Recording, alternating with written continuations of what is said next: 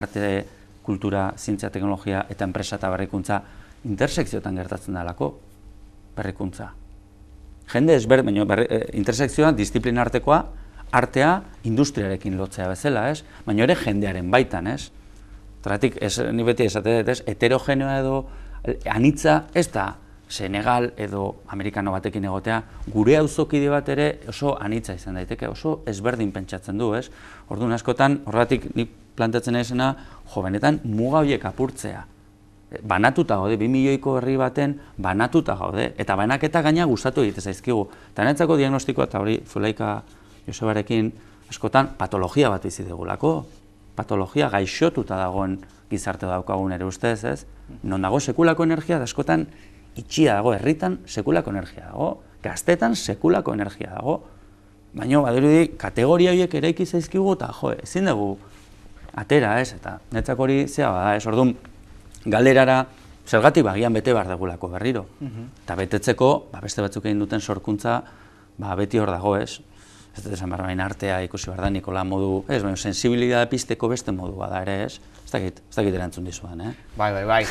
Jenteak esaten du, musika egiten duela barneak usteko, zeuk barneak betetzeko egingo duzu beraz musika. Zeure da zeure beste aspektu bat, ikusita zeure planteamentua zein danez, intersekzio horiek ibiatzeko. Ez dakit betetzea edo ustutzea dan, ez dakit zer dan lehenago, ez? Zuzak egiten duzu musika, eta barrenak austeko da musikari... Bai, ez dakit. Zuk igual kontrakoa, esan duzu, ez dakit.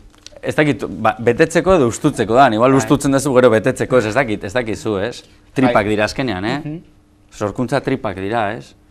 Tripakin egiten da, ez bururaekin, eta ez batzutan bihotzarekin ere, ez? Hori beste bide bat dauka, ez?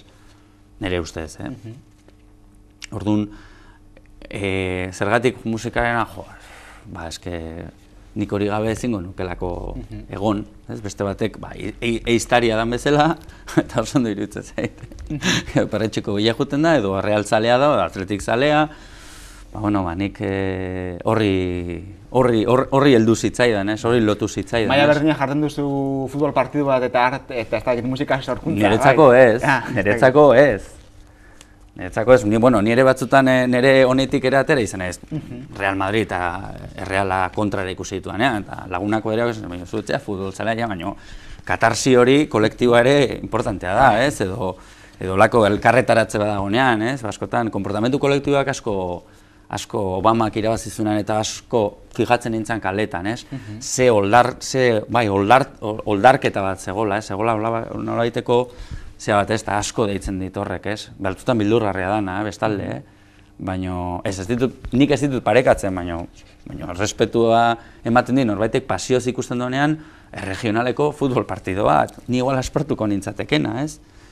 Beste gauzatzen fijatzen naizelako, baina igual bestetik ez du ulertzen nik flipatzea kantu batekin, edo poema batekin, edo, ez dakit ez, artean esan dezuan nik ikasle ba naiz, edo zinean, zinemaldia etorrela, nik ikasle ba naiz, musikan, hombre, nire ez dakit puntu hori badaukat, eta pelmazoa naizelako, fanatismora iritsi naiteke musikarekin ere, ez? Baina, zentzu honean, ez? Sorkuntza dukana da, pasioa da, ez? Afinidadeak horrela sortzen dira, norbaitekin hitzen dezuan da engantzatzen dezu, iristezelako leku berdinera, ez?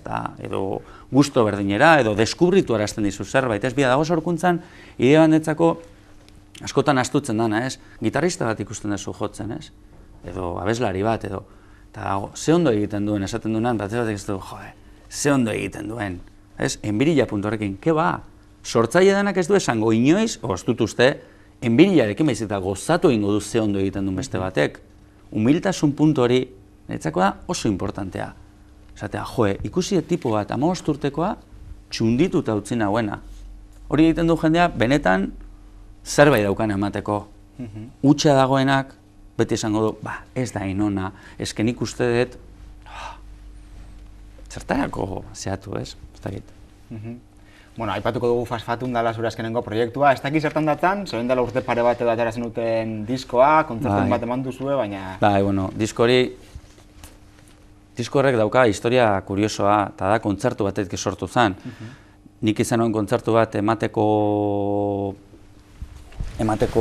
gonbitea, eta, ez dakit zergatik, baina oso modu serioan hartu nuen, momentu horretan horrela eskatzen zidalako, ez? eta 17 egunetan grabatu nuen kontzertua.